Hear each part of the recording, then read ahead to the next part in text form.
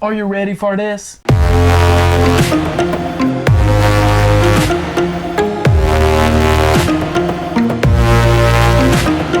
Bonjour et bienvenue à Chuck B Critique. Aujourd'hui, je vous donne mon avis sur la suite tant attendue de Basket Spatial, une nouvelle ère, version française de Space Jam: A New Legacy. You gotta win this game and get our son back. Pump up the jam. Let's go, Tools! I got hops! It's on. Coming off the bench, Wile E. Coyote. The machine's producing multiple Wile E. Coyotes.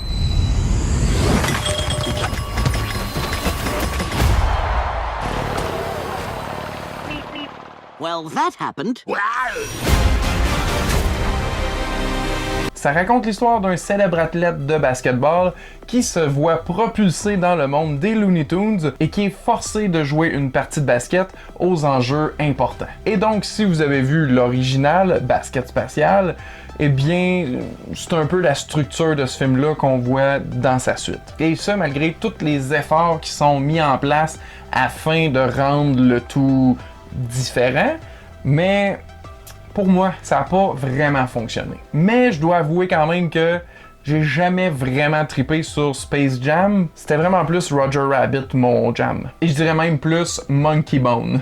ouais, moi c'était ce genre de film weird là qui mixe l'animation que j'aimais. Ça a l'air pour enfants, ça l'est pas.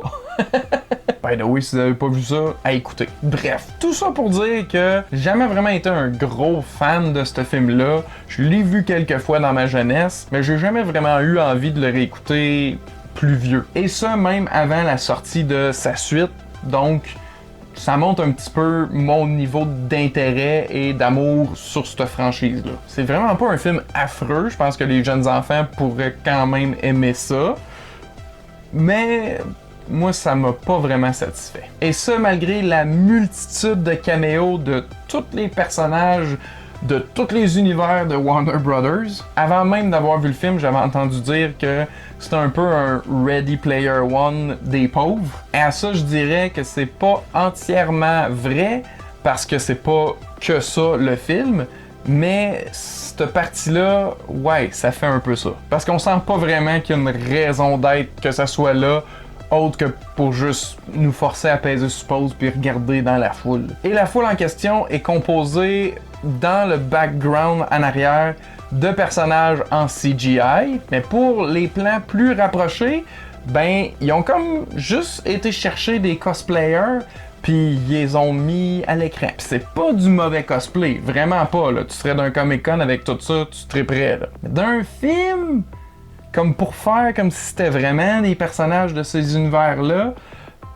nah, ça a pas fonctionné, en tout cas pour moi. J'avais entendu une rumeur qu'il y avait la gang d'Alex de Orange Mécanique, puis ben oui, ils sont là, mais c'est ça, c'est aussi décevant que vous pouvez vous imaginer. Donc la partie qui aurait été supposée, mettons, venez chercher ma nostalgie, ça n'a pas fait l'effet escompté. Mais ils ont quand même réussi par contre au niveau de l'animation, précisément 2D. Ça a été vraiment ma partie préférée, où ils sont dans l'univers des Looney Tunes, puis c'est vraiment le fun parce qu'ils obéissent aux lois justement des cartoons. Mais quand vient le temps de jouer la partie, ben tout le monde devient un peu numérisé, puis c'est vraiment bien fait.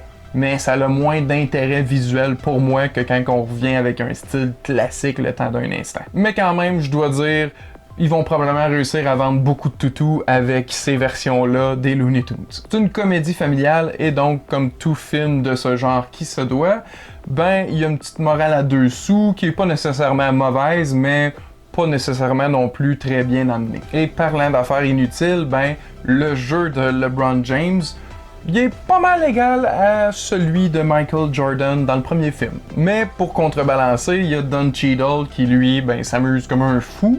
Puis, ben, c'était assez divertissant comme interprétation. Et donc, j'ai quand même ri aussi à d'autres moments dans le film. Au final, c'était quand même un divertissement qui s'écoute, que je recommanderais, ben, peut-être aux jeunes enfants. Même s'ils connaissent pas vraiment les Looney Tunes, ils vont probablement les aimer au premier coup d'œil. Pour ma part, j'ai skippé le cinéma pour ce film-là.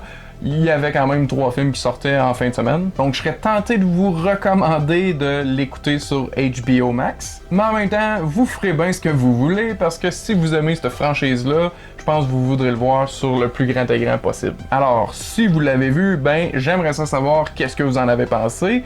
Sinon, ben est-ce que vous prévoyez l'écouter? Dites-moi ça dans les commentaires ci-dessous. Et sur ça, je vous dis un gros merci à tous et à la prochaine!